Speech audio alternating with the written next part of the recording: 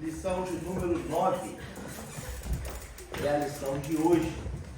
E a lição de número 9 tem por título: A santidade é a marca do crente. A santidade é a marca do crente. E nós iremos, antes de qualquer comentário, qualquer introdução, nós iremos fazer a nossa leitura bíblica em classe. São 3 referências diferentes. A gente vai começar com Êxodo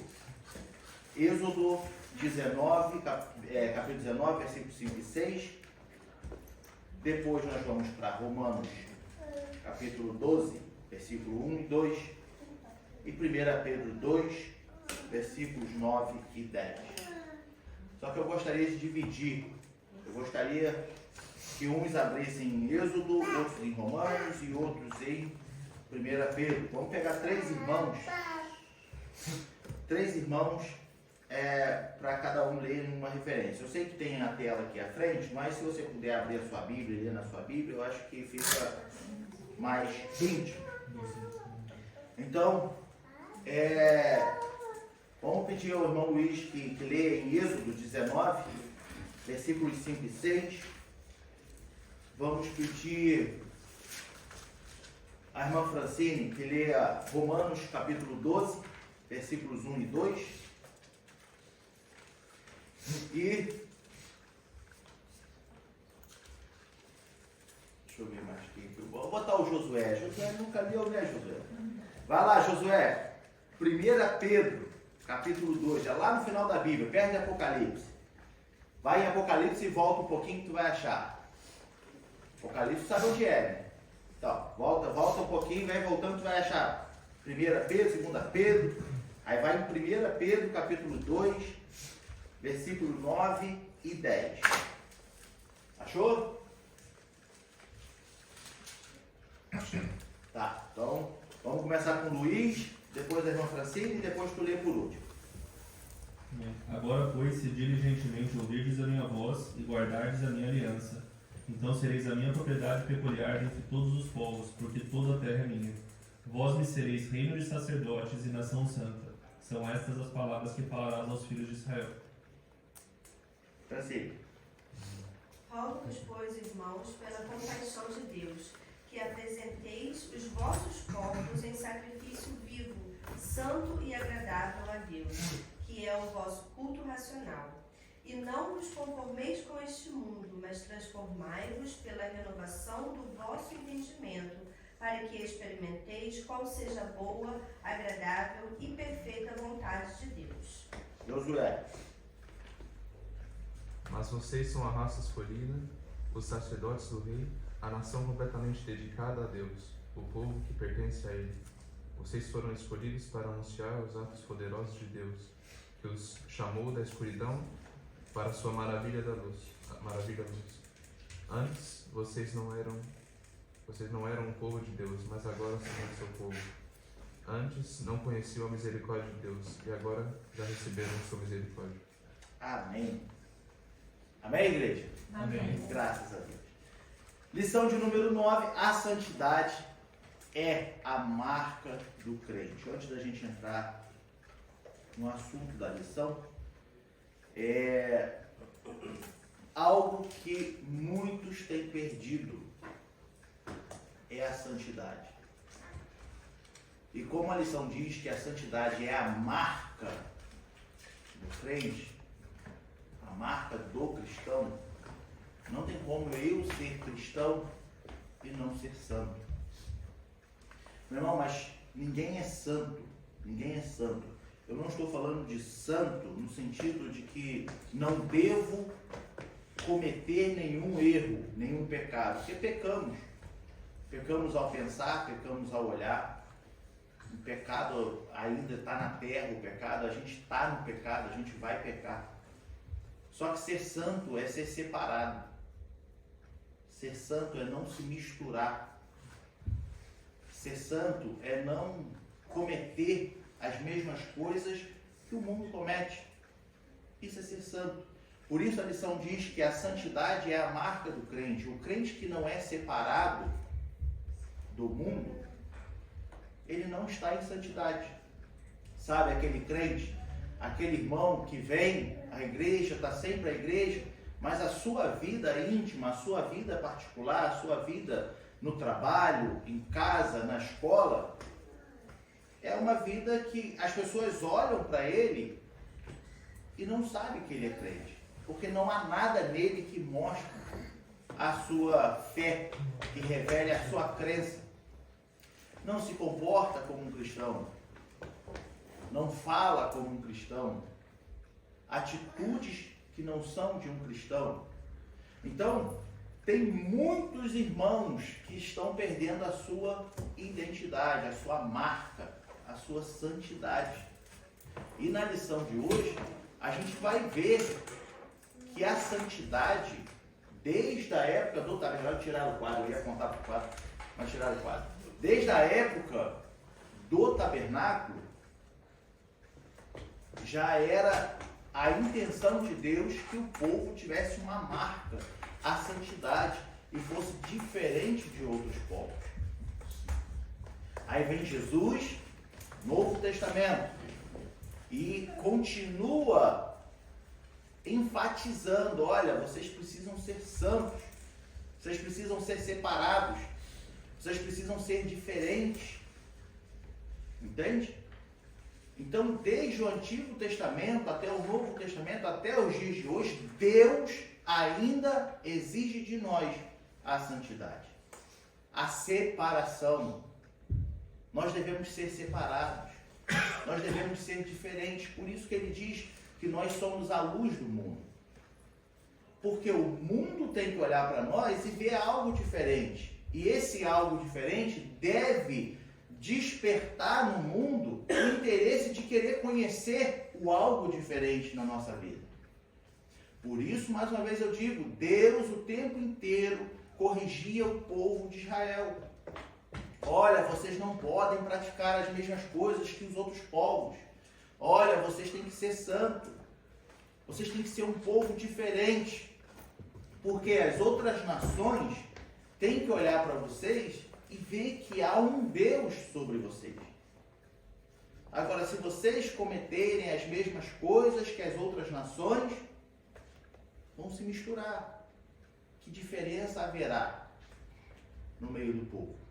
Então, a lição nos exorta, nos chama a atenção a refletirmos sobre a nossa santidade como cristão.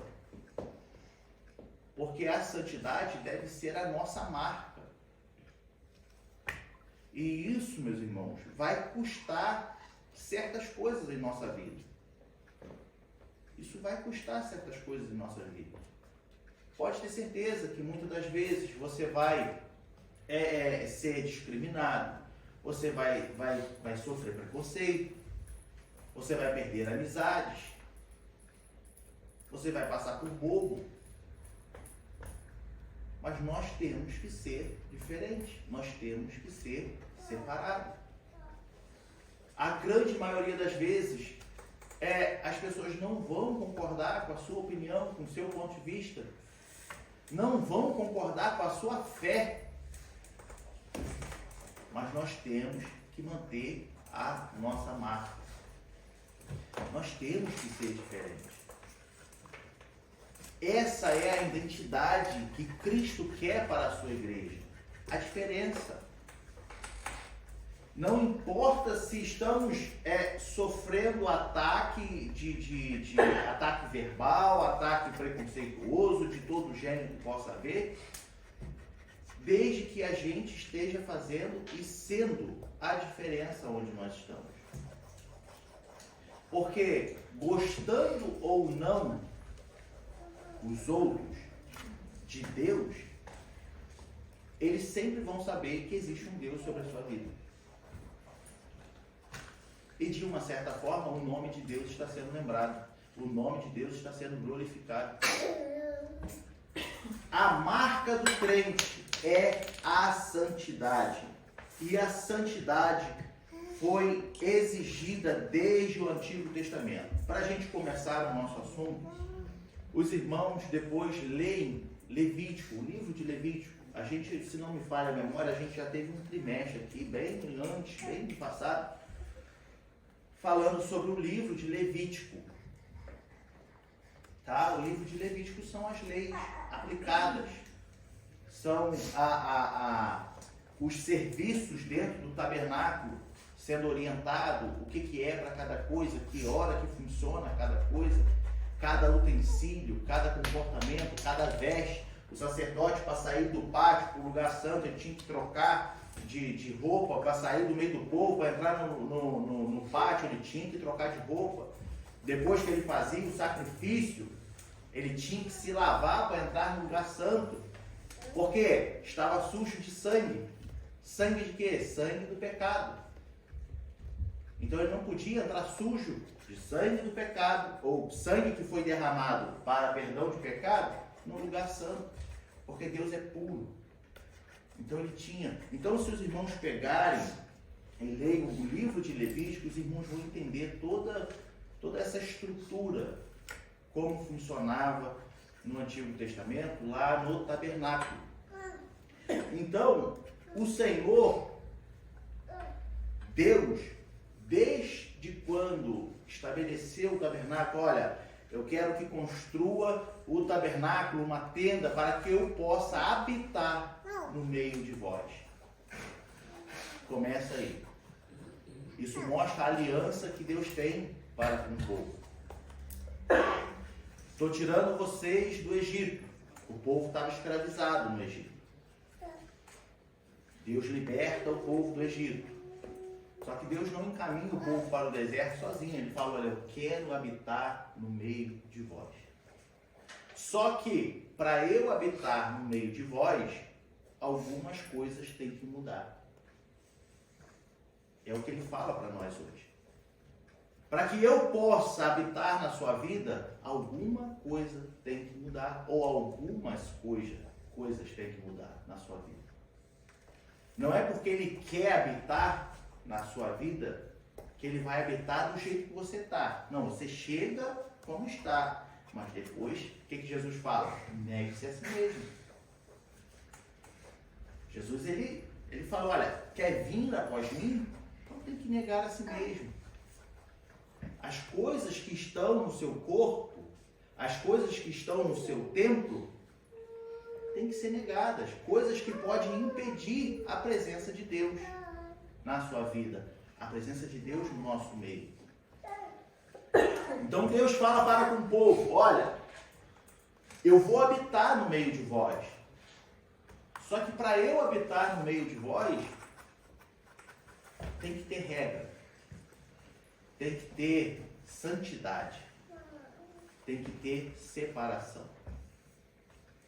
Para eu habitar no meio de vós, perdoar os seus pecados, vocês têm que seguir tudo que eu mandar. Quando lemos o livro de Levítico, ele nos mostra a expiação do sacrifício, o processo do sacrifício, como era, e a santidade. Ou seja, todo o trabalho, todo o ritual sacerdotal que havia para poder se apresentar diante de Deus dentro do tabernáculo. Nós sabemos, nós já aprendemos isso, que pátio, o povo vinha até o pátio. Do pátio até o lugar santo, entravam os sacerdotes. No lugar santíssimo, ou santo dos santos, era somente o sumo sacerdote. Olha como é que ia filtrando. Ó, para aí. Não, você fica aí. Aqui não entra qualquer um. Processo de santidade. E o sumo sacerdote, se ele entrasse ainda sem se preparar devidamente, era morto na hora. Portanto, diz que amarrava-se uma corda com sininhos, e se o sino parasse de balançar, podia puxar que o camarada estava morto lá dentro. Não se preparou como deveria se preparar. Então Deus exigia a santidade do povo. Arrisca. Hoje nós temos a graça sobre a nossa vida e a misericórdia de Deus é a causa de nós não sermos consumidos. E por isso muitos, como se diz, se acomodam. Muitos se acomodam, sabe por quê? Porque não há consequência imediata. Hoje não há consequência imediata. Por isso que muitos se tornam... Oh, meu Deus, me fugiu a palavra. Negligentes ou... É incrédulos, mas tem a palavra de... apóstata? Apóstata, me fugiu a palavra. Eu ia falar uma palavra e esqueci a palavra. Veio a palavra e sumiu. Mas por isso que muitos hoje se acomodam. Porque não há consequência imediata. Por isso que a incredulidade aumenta muito. Isso dentro da igreja. Eu não estou falando para quem é fora da igreja, estou falando dentro da igreja. Tudo que nós vamos falar aqui hoje é de dentro da igreja. Por isso que o apóstolo Paulo fala aos Coríntios: há no meio de vós muitos que dormem. Entende? Por quê? Porque por hoje não haver a consequência imediata, as pessoas se acomodam. Só que no Antigo Testamento a consequência era imediata. Era imediata. Errou, fez fora do que Deus queria, morria. Deus exterminava. Porque Deus não suporta o pecado. Deus não suporta.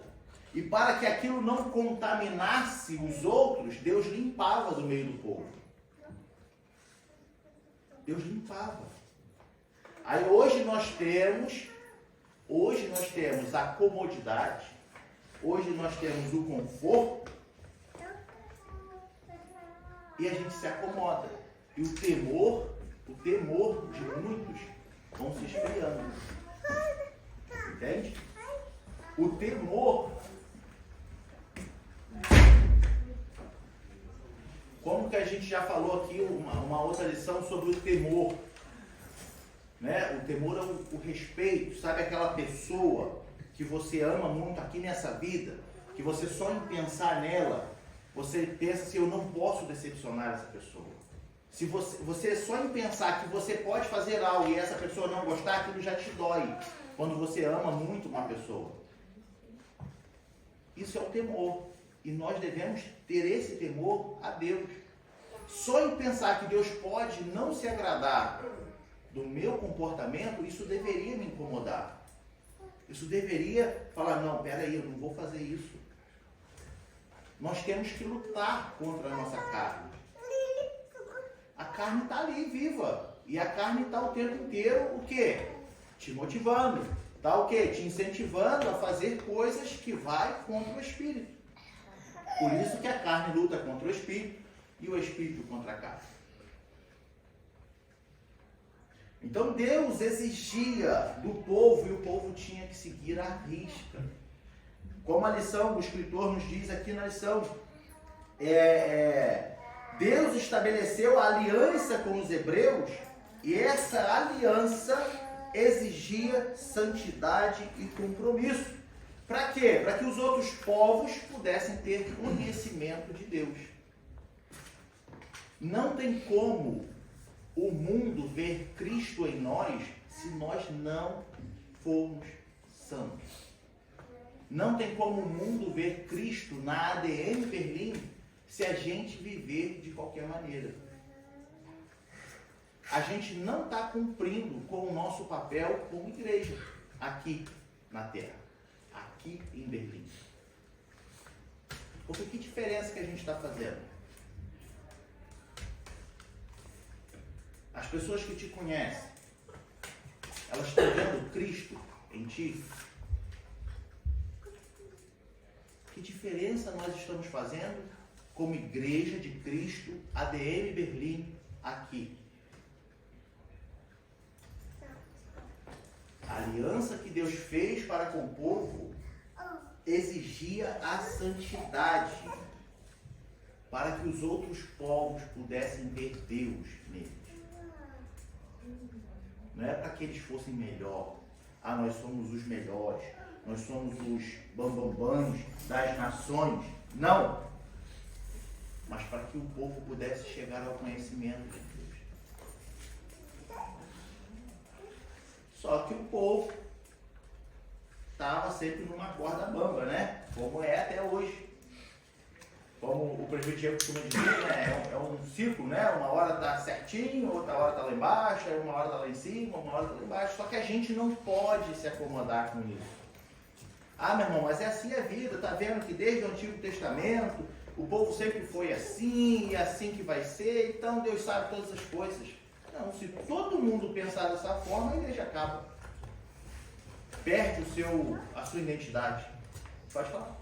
Eu acho que hoje é o medo da crítica. As pessoas elas ficam um pouco com medo da crítica, né? Porque porque se eu não fizer isso, se eu não entrar naquela pagodinha ali, naquela rodinha, vou ficar falando, né? E aí eu não vou fazer parte daquele grupo, né? E eu estava pensando sobre isso esses dias. Eu acho que assim é incrível como a gente, como cristão, a gente no dia a dia a gente tem que negar, a gente tem que se meio que quase um isolamento, né?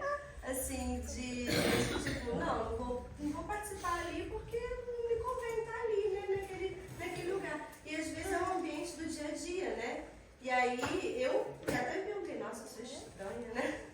Porque não tô ali, né? E aí eu tava conversando com uma colega minha. Aí eu comecei a falar com ela da igreja, que ela viu no meu status. Aí eu falei assim, eu sou cristã, comecei a contar, Ela, eu sabia que tinha alguma coisa. Aí eu, E é difícil, né? Porque, tipo, você fica lá, você fica meio que afastado das pessoas, né? Querendo ou não, você fica um pouco meio isolado ali, naquele canto, né? E faz as coisas. Pois é. E é assim. E hoje, se a gente não se isolar, se a gente ficar, se a gente, tipo assim, não, eu sou cristão, mas eu tô ali, eu quero ganhar as almas para Jesus e tudo mais. Às vezes, ganhar alma para Jesus naquele ambiente ali não funciona. Não adianta você entrar no ambiente, você tem que se afastar do ambiente para as pessoas falarem assim, eu vou lá onde ela tá. Com a separação você consegue atrair. Isso. Okay? Não é querer pular no meio da lama com os porcos e vou nadar na lama. Vai ficar igual, né? Exatamente, vai se perder, vai se sujar. Entende? Isso é a santidade. Entende? A questão não pode confundir santidade com Chatice. Não digo chatice, mas santidade com tipo, eu sou o melhor, eu não me misturo. Entende? Com ego, né? A gente tem que ter, mas a gente tem, vamos abrir um parênteses dentro disso aí. A gente tem algo em nós que é muito precioso. Se chama Espírito Santo. Entende? E o Espírito Santo, ele vai te dar estratégias e sabedoria. Só que para eu ter sabedoria, eu tenho que pedir sabedoria. Que a Bíblia diz, quer sabedoria? Peça, que ele lhe dará deliberadamente e não lhe lançará em rosto. Tá? Quer ser sábio? Peça a Deus. Deus me dê sabedoria. Sabedoria para me comportar no ambiente de trabalho, para que eu tenha estratégia. Entende? Para quê? Para que isso aconteça, de que as pessoas olhem para mim e não me vejam somente como alguém diferente, mas que se interessem, tipo, por que você é assim? O que há em você? Eu sei que tem algo diferente em você. Porque não adianta eu só querer, vamos pegar aqui um exemplo paralelo. Não adianta eu só querer fazer o bem se eu não falar de Jesus.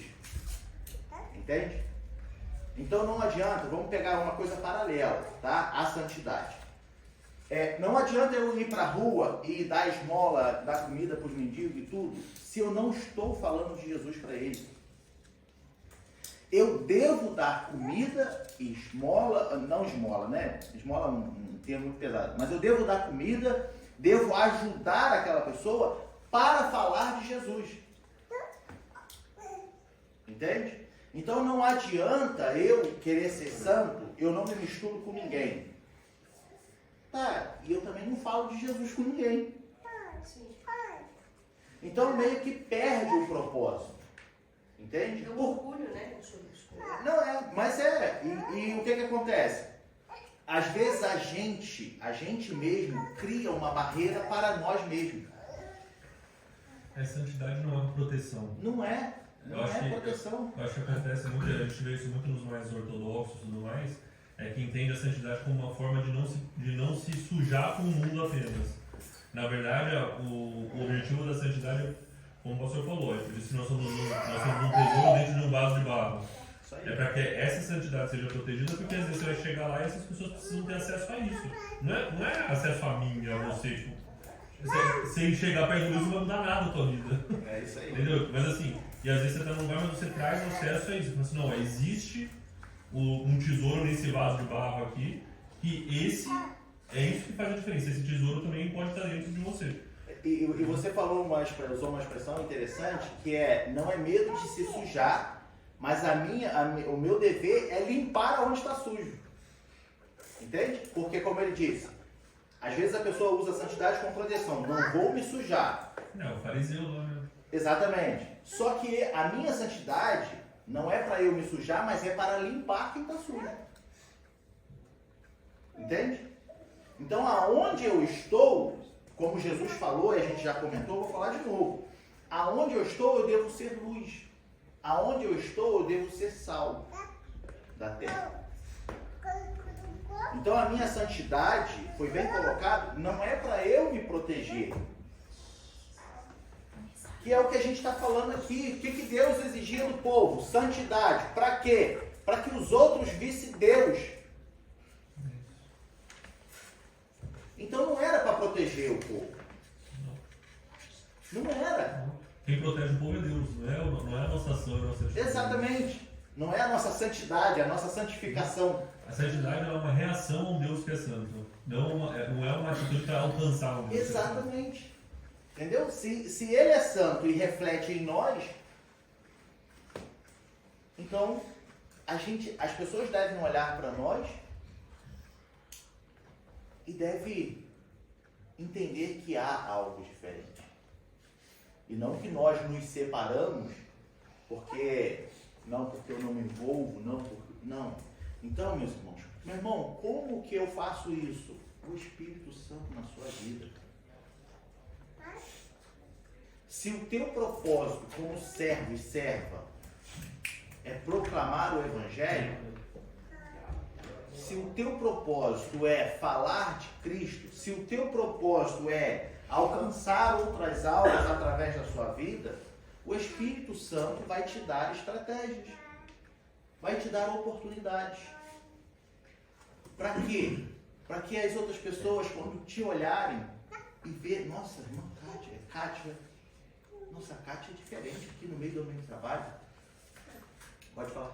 Não, eu falo que tem um pastor que ele fala isso. A pergunta que ele faz assim, ele fala assim: você se santifica para ver Deus ou você se santifica porque você viu Deus? Os dois. Então, acho que assim, na forma que eu entendo é o seguinte: se você não vê Deus, você não se santifica porque você não entende. Porque senão vira simplesmente uma forma de você se mostrar para os outros. Fala assim, nossa, olha como eu sou santo, né? Os fariseus. É a oração do fariseu que a gente falou na semana passada. Eu não sou que nem esses publicanos, né, que se misturam. Ou o fariseu andando lá no caminho que tem um homem jogado lá que foi espancado, não posso encostar porque vai sujar minha roupa. Né? Mas porque você viu Deus, você se santifica. E aí porque você se santifica, aí é como a Kátia falou. Porque eu vi Deus e agora eu quero chegar nesse Deus, eu vou continuar. É uma reação. É isso aí. E aí você sabe que não é a seu respeito. Porque no momento que eu acho que assim, é uma boa regra pra gente. Na hora que você percebe que você está tendo um comportamento por você mesmo, você já desvirtuou. Tem que voltar e olhar para quem é realmente santo. Exatamente. Fala. Não, estou meio perdida aqui, mas continua. Mas é exatamente. Entende? Resumindo, a santidade em nós tem que refletir Deus na nossa vida. As pessoas têm que olhar para a sua vida e ver Deus. Fala. Talvez eu possa dar só um fruto de testemunho. Na minha família está passando por uma tribulação muito grande. Meu sobrinho, que era todo certinho, de repente pirou e está meio difícil. Ontem eu fui parar na psiquiatria E eu fui visitá-lo. Ele perguntou, eu falei, eu vou te levar uma Bíblia. E ele aceitou, e eu fui. Interessante é que eu cheguei lá e batendo papo com ele, aí o pessoal pergunta, o que você é? Eu falei, eu sou crente, mas não sou crente, sou e não sou. Aquela coisa que a gente fica, não sabe. E pessoas que me conhecem, não, mas a gente vê que você tem alguma coisa diferente, o que você é? Eu falei, não, eu creio em Deus. E foi um momento ali que eu agradeço essa igreja, eu tenho aqui como testemunho, de muito que eu tenho aprendido aqui, que eu tive a oportunidade de pregar dentro da psiquiatria. Fiquei chateada porque não tenho um santinho para da próxima vez que eu for. Folhetim, né? Os folhetinhos, eu vi que muita gente ficou ouvindo ali, o pessoal que estava, e eu preguei aqui, aí juntava um e falava um, juntava com o outro, e no final meu marido também estava ali, eu preguei, não sei o quê, e falei da Bíblia. Eu acho que tudo isso é aquilo que a gente aprende, a gente vê e Deus a gente sabe o que faz. E tem quem te conhece há 15 anos, vai falar, você sempre foi meio esquisita, você sempre foi meio assim, né? Você não gosta de andar, você não consegue andar como o mundo anda, né? Aquela coisa do chato, né? E eu acho que é isso também, né? Deus coloca na vida da gente, mas a gente também tem que estar disposto, né? Exatamente. É aquilo que eu falei. Se a intenção de você ser santo, tá? Eu não estou falando de santidade de santarrão, tá? Estou falando de santidade de separação. Se você entende que você é uma serva de Deus, se você entende que você serve ao Deus Altíssimo, né? E que a nossa missão como igreja é propagar o Evangelho, Deus ele vai te capacitar para isso, entende? E quando você entende isso, é o seu processo de santidade, porque quando eu entendo que eu sou servo de Deus, então eu já entendo que eu não posso me misturar com todas as coisas, entende?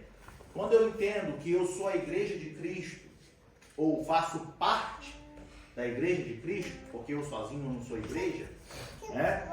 Então eu sou templo do Espírito, faço parte da igreja de Cristo, então o que eu vou fazer? Eu vou orar a Deus, estratégia, estudar a palavra, orar a Deus, para quê? Para que eu possa pregar o Evangelho. Mas uma outra coisa que eu acho interessante nesse processo é isso que não te custa, é a alegria. Sim. Por exemplo, a gente se encontra aqui às sextas-feiras. Eu fico fascinada da maneira como a Letícia, ela dá um show de Bíblia. Ela vira a Bíblia para cá, ela vira a Bíblia para lá, e ela vira a Bíblia. Você fica assim, pó, né? Mas você vê a alegria que ela tem, ela puxa para cá e puxa para lá, e puxa o versículo e puxa aquilo, e você vê que aquilo é alegria, você vê que aquilo vem de dentro. É aquilo que ela sabe naquilo que Deus está criando. E é uma coisa que contagia. Você vai para casa. É aquela coisa que contagia, né? É isso aí. E a irmã tocou num ponto que eu estava até falando, acho que foi no carro com a minha esposa, eu não sei se foi ontem, anteontem, mas eu estava falando justamente disso, de que, acho que foi sexta-feira, que as pessoas hoje, por não entenderem o propósito de serem servos, de ser igreja, enxergam a igreja como um fardo, entende? Enxergam o trabalho, porque olha só, nós temos a igreja física e nós somos a igreja de Cristo, tá? Só que aqui dentro da igreja nós precisamos realizar trabalhos, que é o trabalho da sexta-feira, que é o trabalho do domingo, que é agora o trabalho da quarta-feira. Nós temos que olhar para isso com alegria. E as pessoas tendem a olhar para essas coisas tipo assim, ai caramba, tem que fazer, ai caramba, tem que ir lá, ai meu Deus do céu, de novo.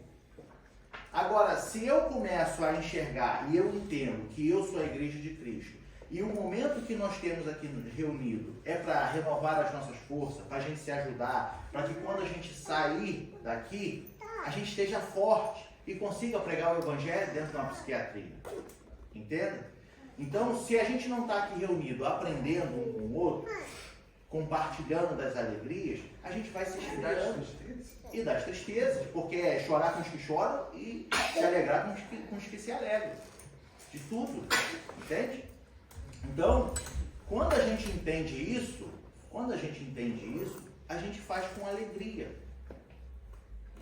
Aí era a comparação que eu estava falando. Quando eu entendo o meu papel como cristão, como igreja, é o quê?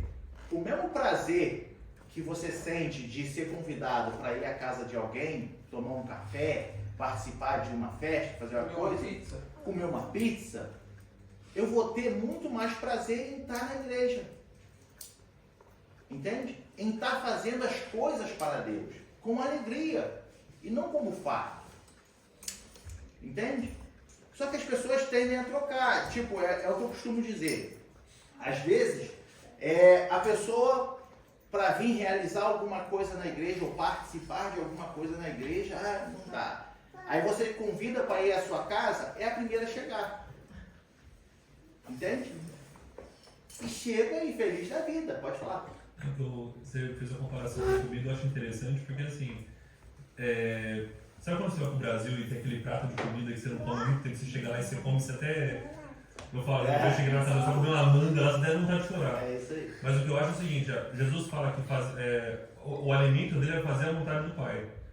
Eu acho que essa ordenança é nossa. Então, no momento que você faz a vontade de Deus de alguma forma, a sua alma se alimenta de uma forma que a sensação que dá é tipo assim, nossa, essa comida fazia tanto tempo que eu não comia, e aí você sente essa... É como se assim, era isso que eu tenho, é esse alimento que eu tenho que dar pra minha alma. Então, e aí acontece, a gente às vezes deixa a nossa alma ficar praticamente sem alimento nenhum. Deleita-te na Isso aí. E isso é interessante, porque por isso que a gente costuma dizer que a santidade começa em casa, no seu particular, não é aqui nesse momento. Tá? Aqui é a reunião dos santos. Tá? Só que a santidade começa dentro da sua casa. E quando eu entendo o que é santidade, que eu devo buscar, que eu devo ler, que eu devo ter alegria em me aproximar de Deus, e você começa a aprender, a estudar a Bíblia, aquilo vai te enchendo de uma certa forma, que a primeira coisa que te vem é tipo assim, a primeira oportunidade eu quero falar disso. Entende? No cálice transborda. Então, o que acontece? Quando a gente se reúne, você chega aqui cheio. Meu irmão, eu quero a oportunidade. Meu irmão, eu queria pregar. Meu irmão, eu quero fazer isso. Meu irmão, eu quero fazer aquilo. Porque você está cheio, porque você está em casa se alimentando. E aquilo vai te dando algo por dentro que tu fala assim, nossa, essa eu tenho que compartilhar com a igreja. Essa eu tenho que falar com a igreja. E aí, quando se reúne, é o que a irmã falou sobre a nossa irmã Letícia. Você vê a alegria em estar fazendo aquilo, a dedicação, o carinho. Não, meu irmão, vamos para lá, vamos ver aqui, vamos fazer aqui, vamos fazer aqui. Porque se santificou, se separou, dedicou um tempo. Entende? O que Deus queria para o seu povo exigia santidade. Eu não vou entrar nos detalhes dos utensílios do tabernáculo, como a lição até menciona aqui, porque eu acho que a gente já teve uma lição sobre isso, um trimestre sobre isso, e a gente pode depois voltar e ter uns assuntos específicos sobre a tipologia de cada utensílio, tá? Só que no lugar santo do tabernáculo, tinha-se os utensílios que ali já representavam a presença de Deus, tá? Como os pães da proposição, como o castiçal, como o incenso, entende? Os pães como a aliança de Deus. Cada pão, sabemos que tinha 12 pães. Cada pão era enfileirado, né? Uma fila de 6 aqui, uma fila de 6 aqui. As tribos. Todo sábado era trocado aqueles pães. E os sacerdotes comiam aquele pão antigo, dentro do lugar santo. Ele não podia comer fora, porque santo era. E aí se botava o pão novo. E quem fazia os pães novos? Os coatitas. A gente já falou aqui sobre os coatitas. Era a família de levitas, que era dedicada a fazer os pães, fazer esse serviço, a louvar ao Senhor. Tudo no livro de Levítico. Se você ler o livro de Levítico, você vai ver coisa por coisa. Porém, eu quero só destacar aqui algumas coisas. Como eu disse, os pães representavam as tribos. E representava a aliança que Deus tinha com o povo. Por quê? Todo sábado esses pães tinham que ser trocados. Porque ficavam velhos, tinham que colocar novos. Isso representava o quê? Primeiro, pães da proposição quer dizer pães da presença. Deus queria o povo sempre na sua presença. Os pães da proposição. Segunda coisa que a gente pode analisar, a renovação dos pães representa o renovo perpétuo da aliança de Deus para com o povo. Sempre era trocado os pães, todo sábado. E isso representava o quanto Deus renovava a sua aliança. E também nós podemos pensar de que, como os pães estragavam, mostrava para o povo quão pequeno que eles eram e quanto que eles necessitavam estar na presença de Deus. Porque o Deus era o mesmo, só os pães que trocavam. Só para a gente entender. Levítico 24, capítulo 24, versículo 8. Tem que dar uma acelerada.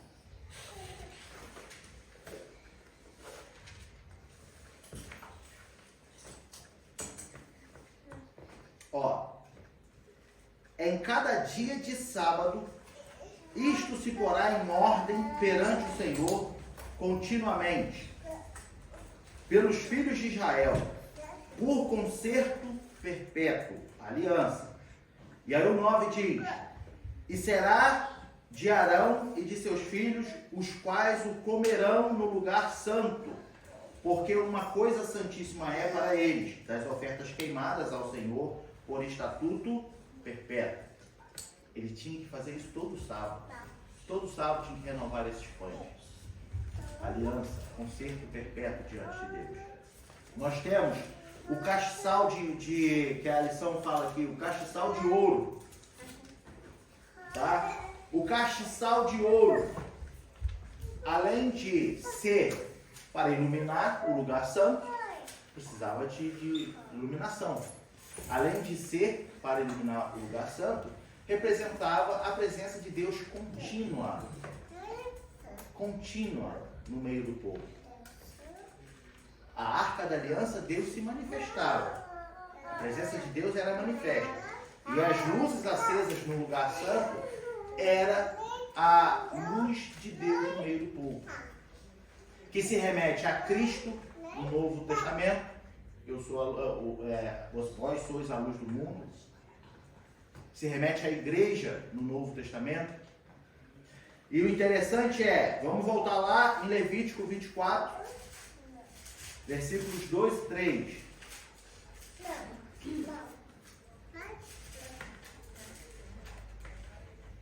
Vinte e 2 e 3. Que diz assim: ordena aos filhos de Israel que te tragam azeite de oliveira, puro, batido, para a luminária, para acender as lâmpadas continuamente.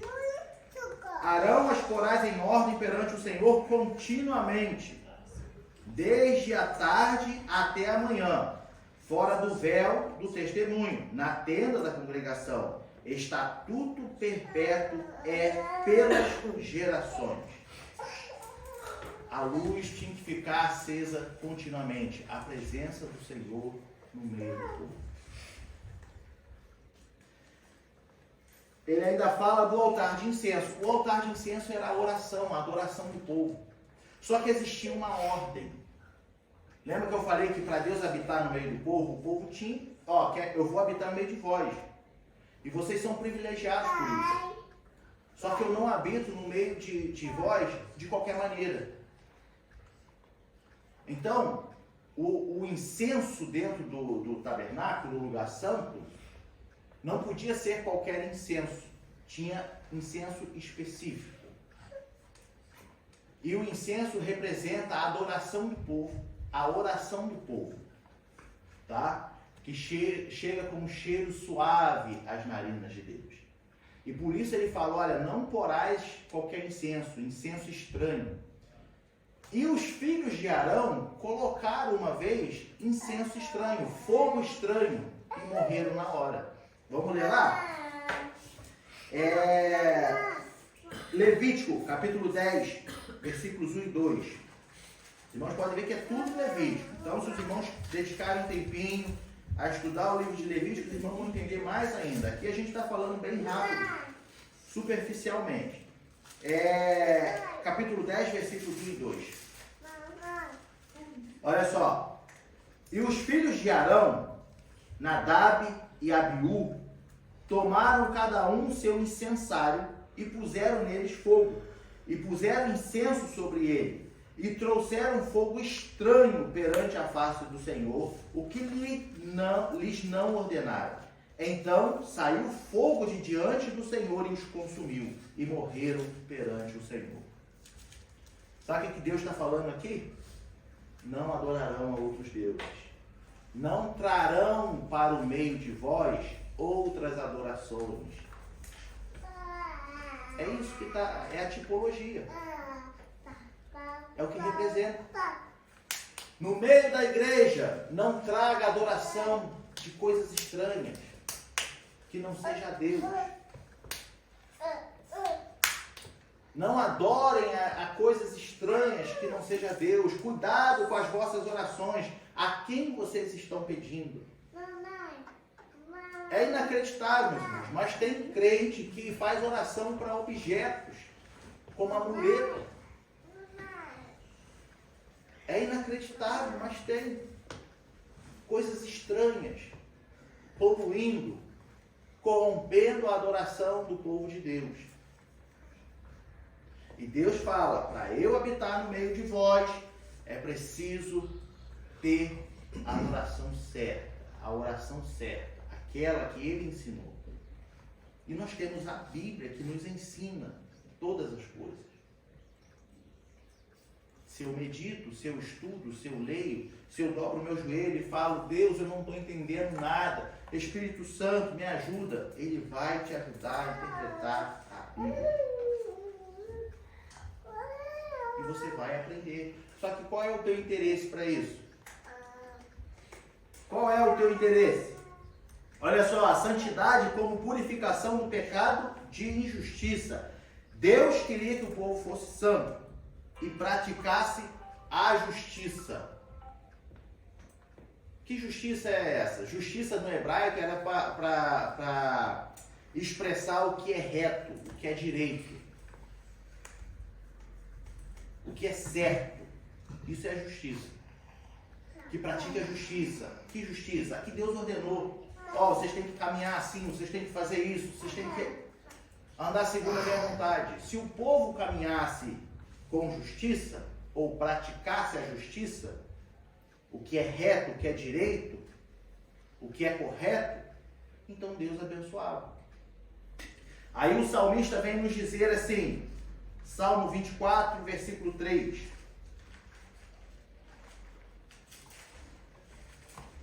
Salmo 24, versículo 3. Ele diz assim,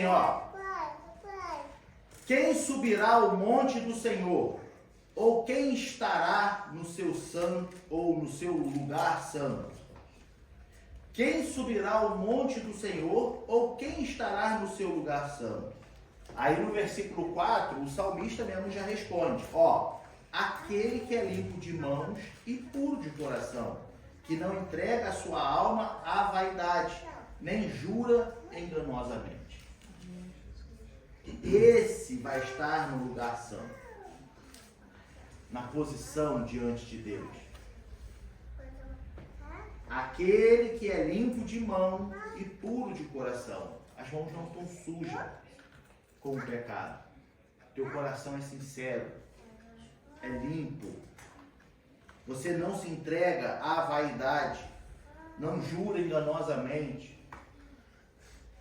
Eu vou fazer aqui, mas na verdade lá na frente eu ajo de outra forma, segundo qualquer coisa. Então o salmista está aqui nos falando, olha só, você precisa ter as mãos limpas e o coração puro para que esteja no lugar santo diante de Deus. Agora no Novo Testamento, Jesus vem e agora nós temos a justificação pela fé por causa do sacrifício feito por Jesus Cristo. Então nós sabemos que no Antigo Testamento, nós já aprendemos isso, nós sabemos que todo aquele ritual sacerdotal, o povo para sacerdote, para sumo sacerdote, todo aquele ritual era para perdão dos pecados, para a justificação do povo. Só que isso deveria ser feito sempre. O povo sempre tinha que levar um animal para ser morto. O povo tinha que sempre sacrificar um animal. E isso não era suficiente para arrancar o pecado do povo. Agora vem Jesus Cristo e morre na cruz do Calvário, sendo o sacrifício perfeito para arrancar o pecado do mundo. Vem o apóstolo Paulo e nos fala que a lei de Moisés é o que justificava o povo. Por isso que a gente está falando, o povo tinha que seguir as regras certinhas, senão Deus limpava do meio do povo. Só que a lei não era suficiente, mas serviu de aio. Entende? Ela serviu de aio. Bota lá Gálatas capítulo 3, versículos 24 e 25. Gálatas capítulo 3, versículos 24 e 25.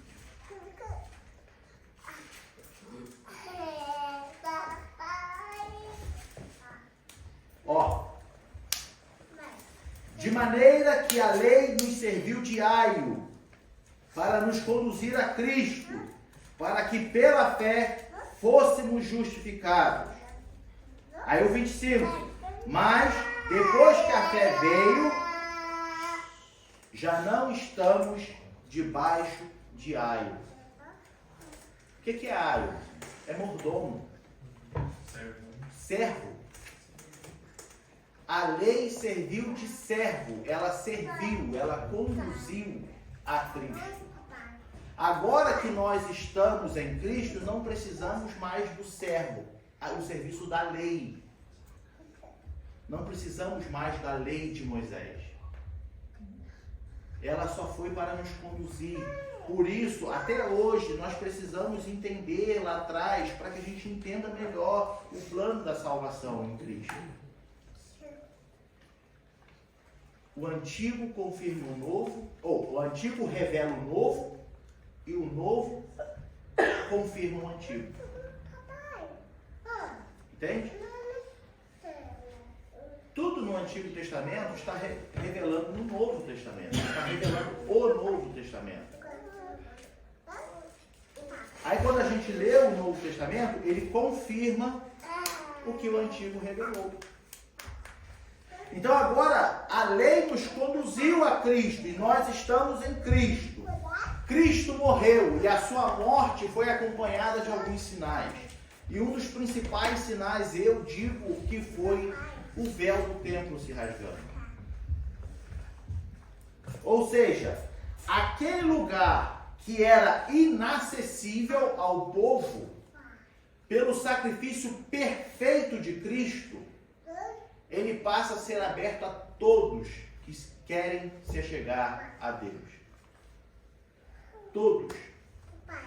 Aquele lugar que era isolado, aquele lugar que o sumo sacerdote somente entrava e tinha que se purificar de tal maneira que se não morria, aquele lugar agora é aberto a todos que através de Cristo querem se chegar a Deus.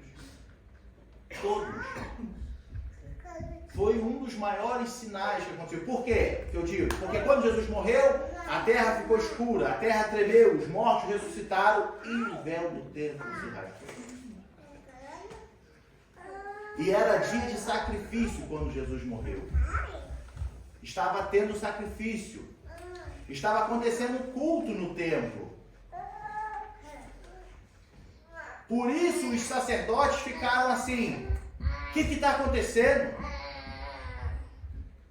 O historiador Joséfo diz que a cortina, o véu do templo, era tão grossa que podia amarrar juntas de boi em cada lado, que não se rasgava o véu.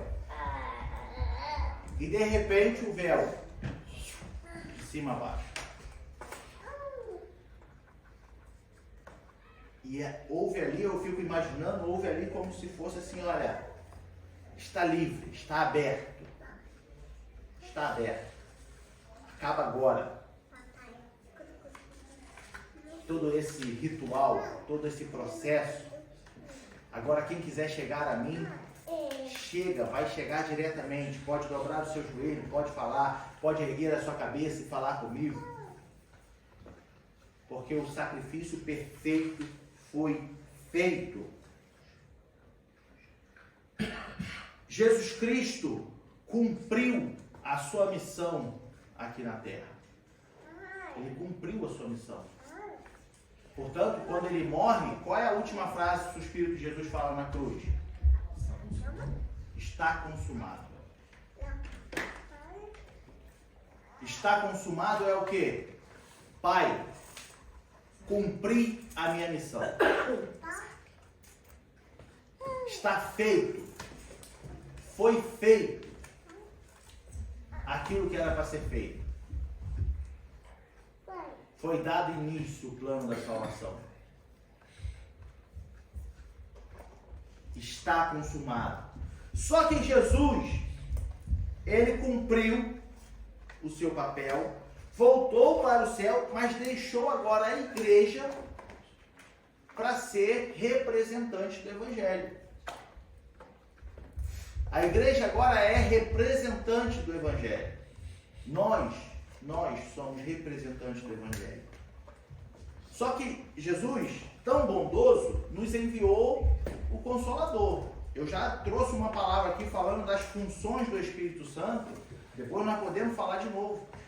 E a função do Espírito Santo que ele enviou é justamente para te capacitar, nos capacitar a representar o Evangelho aqui na terra. Por isso, a igreja não pode se deixar vencer pelo mal. A igreja não pode perder a sua identidade. Nós somos embaixadores de Cristo. O comportamento da igreja tem que inspirar as outras pessoas. Inspirar. Meu irmão, mas o mundo que a gente vive é um mundo pós-moderno, é um mundo que está difícil, a incredulidade, a frieza de coração, mas nós temos que inspirar as pessoas. Nós estamos aqui nas quarta-feiras falando de amor. E não existe fórmula melhor para inspirar as pessoas do que o amor. Quando você expressa, você mostra o amor para com os outros. Talvez aquela pessoa que todo mundo ignora, menospreza, você com amor, você dá atenção para ela.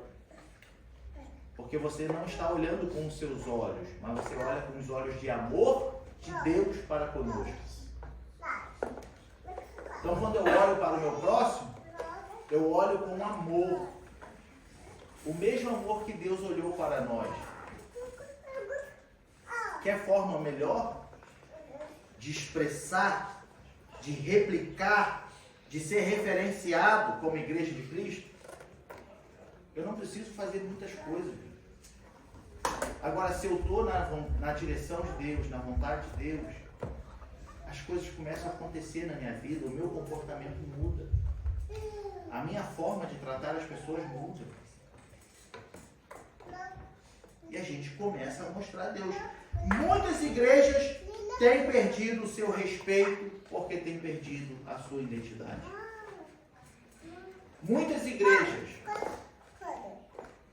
E o problema é que essas muitas igrejas que têm perdido o respeito, isso tem generalizado para todas.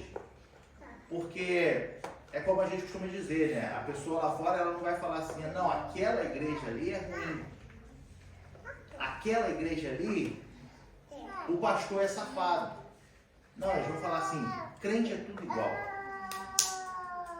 É isso que eles vão falar. Crente é tudo igual. Mas nós sabemos que não é. Existem crentes e crentes. Há muitos que dormem no meio de vós, mas há muitos que estão acordados. Há muitos que estão se santificando. Há muitos que são sinceros diante de Deus, são tementes diante de Deus. Só que o mundo, ele vai sempre te jogar no meio de todo mundo. Por conta de igrejas com má conduta, igrejas onde viraram empresa, igrejas onde há briga de liderança, igrejas onde só se prega e se só vai extorquindo a igreja com dinheiro, que é dinheiro para cá, dinheiro para lá, e você compra a tua salvação com dinheiro. Não é esse o evangelho. Lembra a pregação que a gente teve no domingo? E vós, quem dizes que eu sou? Jesus perguntando para os seus discípulos. Muitos estão dizendo que Jesus é tudo, menos o Salvador, menos o Libertador. Ah, porque isso é muito duro, né? Porque as pessoas estão vindo para cá porque elas querem ouvir algo bom, que motive. Então vai fazer um curso de coach. Vai fazer um curso de coach. Porque se nós estamos aqui, é porque nós reconhecemos a nossa dependência eterna de Deus. Nós não somos nada. Nós não somos nada. É o que Jó diz assim, olha, se ele retirasse de nós o seu espírito e o nosso espírito, voltaríamos ao pó imediatamente. O que nós somos? Nada. Hoje eu estou aqui em pé, cheio de saúde, estou aqui na igreja, posso cair duro a qualquer momento. Acabou, Deus recolheu o espírito, acabou a carne. Eu acho que entra bem no que a gente está falando da lição de santidade, né? Porque tudo isso para mostrar que não, mas o crente é assim e tudo mais. Eu falo que é um ponto que tipo, o foco disso tudo, obviamente as pessoas só veem o crente, as pessoas não veem Jesus logo de cara. Então nós somos esse embaixador, esse testamento de quem Jesus é. Só que eu acho que quando a pessoa conhece, fala assim, olha, é o seguinte, você vai entrar na igreja, vai ter, aliás, é aquela coisa, nós somos a reunião dos santos, mas porque fomos santificados por Cristo, nós todos pecamos, todo mundo erra, né? O pastor já fala isso, né? Fala assim, não vou pra igreja, tem muito hipócrita, né? Eu falo assim, não, tem espaço pra mais um, se quiser ir. Já está sendo, né? Não, porque não adianta, na nossa vida, é isso que eu falo, eu acho que essa é a beleza do Evangelho, o que Jesus sempre nos mostra é que fala assim, ó, você ainda não chegou. E isso não é no sentido de acusação, você é um lixo, não, você não chegou ainda, continua. Porque eu acho que essa caminhada, eu falo assim, para mim é o mais fascinante do Evangelho, o mais fascinante de Cristo, é você olhar um Jesus que ele fala assim, ele não olha para você com um julgamento, dizer assim, caramba, você está na igreja faz 10 anos e ainda está fazendo isso. Ele olha para você e fala assim, vai, vamos, continua. E eu acho que isso para mim, essa mensagem que a gente passa para as pessoas do mundo, que a pessoa chega e fala assim, olha, você não vai estar na igreja ver um bando de santo aqui, que tipo, aqui todo mundo completou, zerou o jogo aqui, todo mundo aqui está preparado para o céu, com a mochila. Ainda não chegamos à estatura de varão perfeito. Não, né? ninguém chegou. Se tivesse chegado, já todo mundo tinha subido. Mas trazer as pessoas para entender que assim, olha, o nosso papel é mostrar Cristo. E não é mostrar Cristo, sabe, como se fosse essa coisa meio, sabe, intangível ou espiritual que a gente vai desenvolvendo aqui com Deus.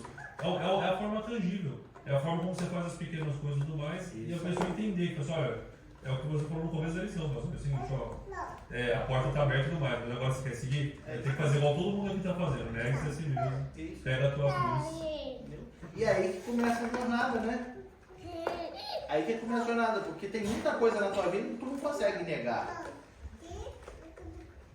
Tem muita coisa na tua vida que tu não consegue negar. Só que aí tu vai se acomodar nisso, né? E aí é o que o Luiz está levantando. A gente aqui dentro somos santos porque fomos justificados. Mas nós somos ainda pecadores. E vamos lutar até chegar a estatura de varão perfeito. Por quê? Porque ainda há em nós muita coisa que a gente não conseguiu negar. Há em nós sempre algo que vai fazer cometer de novo e vai errar de novo. Mas é que acho que entra o caso que a gente às vezes coloca ou na gente ou nos outros. A gente coloca essa expectativa de que assim, ué, mas você não é crente? Eu achei que você ia estar voando com os anjos já. Por que você está ainda batalhando com isso? Exatamente. É a imagem que sempre foi passada, né? É o fardo que Cristo não põe na gente. É isso que dá mais tristeza muitas vezes nas igrejas, que é isso. De novo, a gente vai pegando o que os fariseus falam. Você fala assim, você põe um fardo que ninguém consegue segurar, nem você mesmo quer segurar. Isso aí. Exatamente. Então, o que acontece? A gente está sempre num processo. Sempre num processo. Interessante isso, que realmente as pessoas a vida inteira passaram a imagem de que você, uma vez que é cristão, agora você é o pedestal. Mas não. Se não fosse assim, Jesus não diria: no mundo tereis aflições, mas tem bom ânimo. Porque essas aflições vão desanimar a gente. Essas aflições vão fazer a gente ter que negar a si mesmo.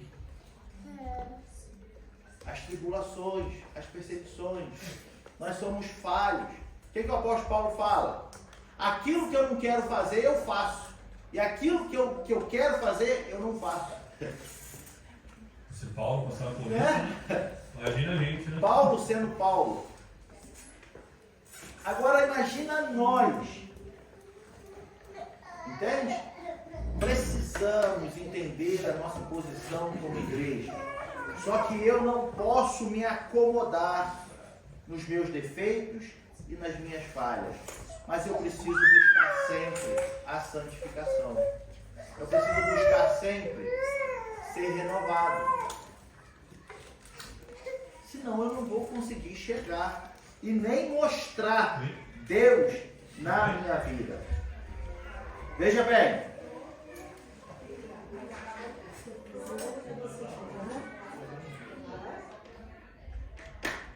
Veja bem. Antigo Testamento. Põe lá por gentileza. Levítico 19, versículo 2. Levítico 19, versículo 2.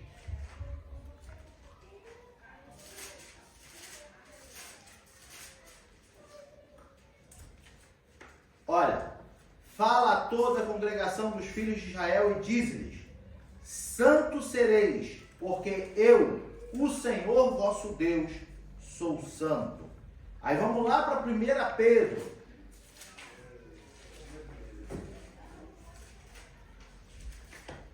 1 Pedro, capítulo 1, versículo 15 e 16. Que diz: mas como é santo aquele que vos chamou, sede vós também santo em toda a vossa maneira de viver. Porquanto escrito está: sede santos, porque eu sou santo. Profeta Isaías, capítulo 17.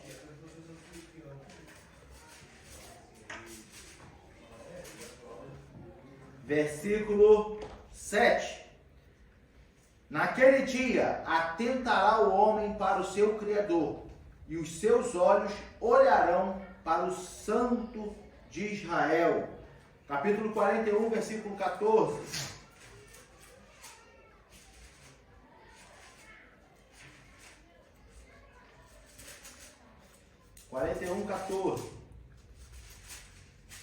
Diz: não temas, ó bichinho de Jacó, povozinho de Israel, eu te ajudo, diz o Senhor, e o teu Redentor é o Santo de Israel. E por último, Romanos capítulo 1, versículo 7.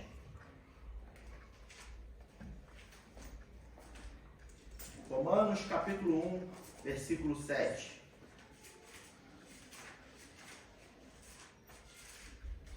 Diz: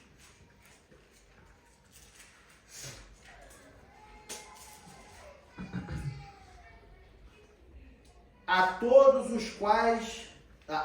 os que estais em Roma, amados de Deus, chamados santos, graça e paz de Deus, nosso Pai, de nosso Senhor Jesus Cristo. O que a gente está vendo aqui?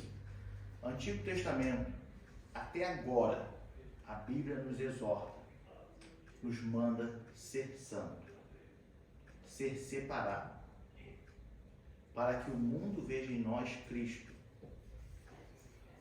Deus falou diretamente com o povo. Pedro usou a mesma referência. O profeta Isaías falou. E nós temos um outro tanto de referências que a Bíblia nos mostra. Sede santos, porque o Deus que você serve é santo. Ele é separado.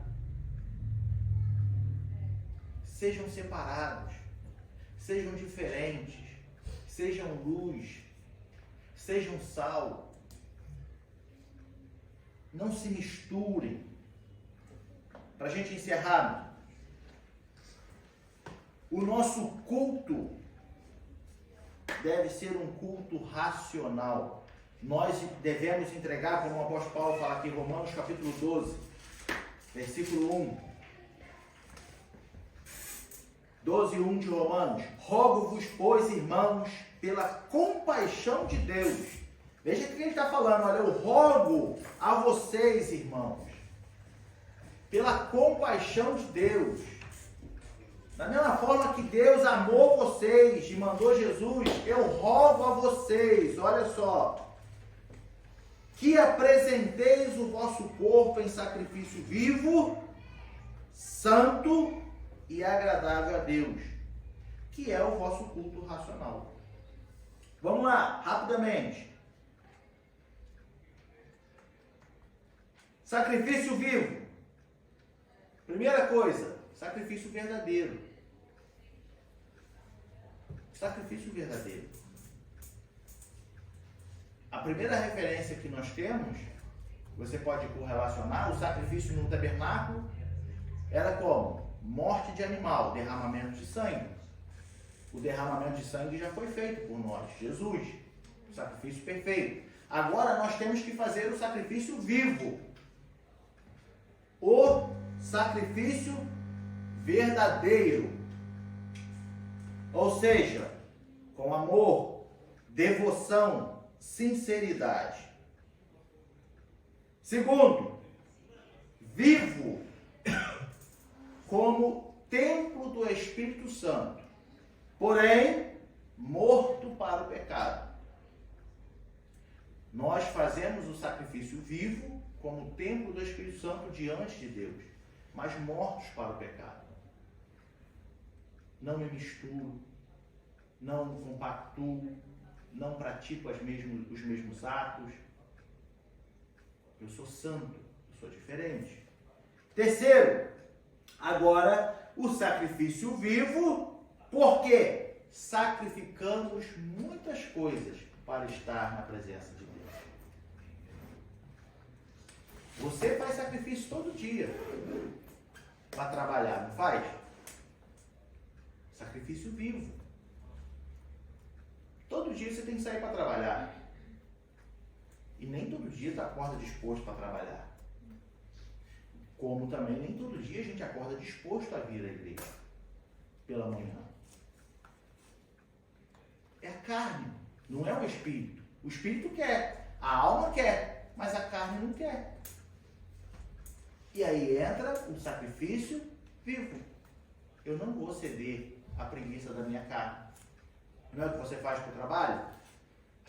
Tem que trabalhar hoje. Pudesse ficar em casa. Não, você vai. Você está se sacrificando. Está chovendo um temporal. Você tem que andar até a estação é longe. Você vai. Enfrenta aquela chuva. Pega o trem. Vai para o trabalho. A mesma coisa para a casa do Senhor. Sacrifício vivo. Eu vou sacrificar os desejos da minha carne para servir ao meu Deus. E ponto final. Tu acha que os animaizinhos morriam felizes? Lá no altar do incenso, lá no holocausto? Devia ser uma gritaria do bichinho, tadinho. O bicho sente que está indo para a morte. Mas morria, vai fazer o quê? né? Tinha que morrer. Sem derramamento de sangue não há remissão de pecado. E hoje a minha carne grita, meu irmão. Tu não vai sair da cama hoje não. Hoje está chovendo. Hoje está isso. Hoje está aquilo. Mas eu vou, porque a minha carne não quer, mas o meu espírito anseia. A minha carne não quer, mas o meu espírito deseja. E fica essa briga, carne com espírito, espírito com carne. Sacrifício vivo. E o culto racional, eu sei o que eu estou fazendo aqui, meu. Racional. É racional. Eu não venho para cá como um boneco no automático e sento aqui, acabou, levando. Não, é meu culto racional. Se eu sacrifiquei a minha carne para estar aqui, os desejos da minha carne para estar aqui, então eu sei o que eu estou fazendo aqui. Eu sei o que eu preciso fazer aqui. Eu sei o que eu tenho que buscar aqui. Então eu entrego a minha vida. Eu entrego o meu corpo, a minha alma, o meu espírito ao Senhor. Sacrifício vivo, culto racional, o apóstolo Paulo está falando. Sacrifício vivo, santo, ou seja, me sacrifiquei, sou santo porque sou separado, e é agradável aos olhos do Senhor, com alegria. Eu não faço isso, como eu falei, olhando como um fardo. Ir lá na igreja. Não, irmão, se tu pensa assim, nem vem. É triste dizer isso, mas não vem. Não vem, tu está perdendo teu tempo. Como cristão, tu está perdendo teu tempo. E Deus vai te cobrar isso. Como eu disse lá no começo, por que as pessoas se acomodam? Porque hoje, pela graça, as consequências não são imediatas. No Antigo Testamento era imediato. Errou, pecou, morreu. Aí o povo, não, vou andar na linha. Tem que fazer. Os filhos do sacerdote morreram, porque levaram fogo estranho diante do Senhor. E era sacerdote. Aí hoje as consequências não são imediatas. Aí as pessoas se acomodam. Deus sabe todas as coisas. Lógico que sabe, Ele está vendo o teu coração. E Ele vai cobrar isso de você. E eu não quero estar debaixo das mãos amaldiçoadoras de Deus. É pesado. Agora eu sirvo a Deus com meu corpo, minha alma, meu espírito. O sacrifício de Jesus anulou todo o sistema de sacrifício do Antigo Testamento. Porque um único perfeito foi feito. Por isso que hoje a gente não mata mais animais para estar aqui, cheio de animais para matar. Foi um sacrifício. Nossos pecados já foi perdoado. Porém, eu preciso continuar sendo santo. A santidade ainda é exigida. Só que agora, eu sou como o tabernáculo. Por quê? Aonde que a presença de Deus habitava lá no Antigo Testamento? No tabernáculo. Não foi? O que Deus falou para Moisés? Faça o tabernáculo porque eu quero habitar no meio de vós. Deus habitava no tabernáculo. Lugar santo dos santos. Agora não tem tabernáculo. Aonde que ele habita? Nós somos o quê? Templo do Espírito. Deus habita em nós. Em dado momento, o apóstolo Paulo, em 2 Coríntios, capítulo 5, versículo 4, em dado momento o apóstolo Paulo até se refere ao nosso corpo como tabernáculo. Veja bem, 5:4. Porque também nós, os que estamos neste tabernáculo, gememos, carregados, porque não queremos ser despidos, mas revestidos, para que a morte seja absorvida pela vida. Nós que estamos nesse tabernáculo, você é templo do Espírito Santo. Deus habita em ti. O Espírito habita em ti. Agora eu, que sou geração eleita ao sacerdócio, não foi o que a gente leu lá em 1 Pedro? Josué leu lá os versículos, 1 Pedro. Vós sois a geração eleita ao sacerdócio. Bota lá pra gente lá. Capítulo 2, versículo 9 e 10. 1 Pedro. Olha. Mas vós sois a geração eleita, o sacerdócio real, a nação santa, o povo adquirido, para que anuncieis a virtude daquele que nos chamou das trevas para a sua maravilhosa luz. Pode deixar isso aí. Nós somos a geração eleita ao sacerdócio. Eu mesmo sou o meu sacerdote.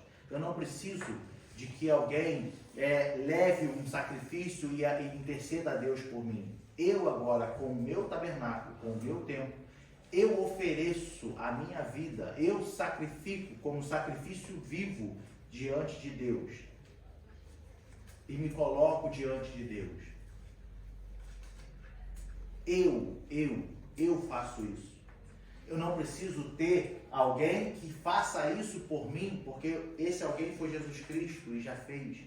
Agora cabe a mim, eu, tabernáculo, templo do Espírito Santo. Eu pego o meu corpo, a minha alma e o meu espírito como sacrifício vivo e me apresento diante de Deus. É o que ele está falando aqui. Nós temos que buscar a santidade, porque agora nós somos templo do Espírito Santo. E como templo do Espírito Santo, a gente tem que cuidar. Nós temos que cuidar da nossa alma e espírito, meditação da palavra e oração.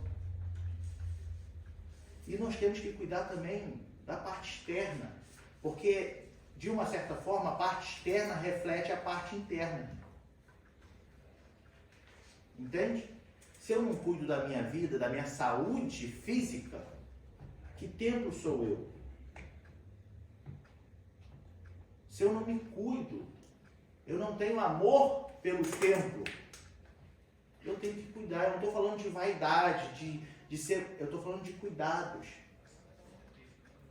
Como eu posso sair para pregar o evangelho se eu não aguento subir um morro? Aqui na Alemanha é bom que não tem morro, né? Aqui é escada. Berlim. Berlim, desculpa. Berlim. Aqui tem muita escada, né? Porque tem muito prédio que não tem elevador. Mas e aí? Como que eu chego lá no 5º andar se precisar, no 6º andar subindo escada? Igual quando eu trabalhei na Amazon, o dia inteiro subindo, descendo, correndo escada, para cima e para baixo. Chegava no final do dia, as pernas estavam assim, ó. Como? A gente precisa se cuidar, gente. Você precisa ter amor. Como que eu vou amar o próximo como a mim mesmo se eu não me amo? Fica aí essa extensão. A Bíblia diz, eu tenho que amar o próximo como a mim mesmo. Eu não me amo, eu não me cuido. Nem na parte física e principalmente nem na parte espiritual. Eu estou como uma folha seca, né? Que vai para onde o vento sopra. O vento sopra lá, eu vou. O vento sopra para cá, eu volto. Não, meu irmão, nós temos que estar firmados em Jesus Cristo. Apresente o vosso corpo como sacrifício vivo, santo e agradável a Deus, com o nosso culto racional, sabendo a quem nós estamos servindo e por que nós estamos servindo. Amém?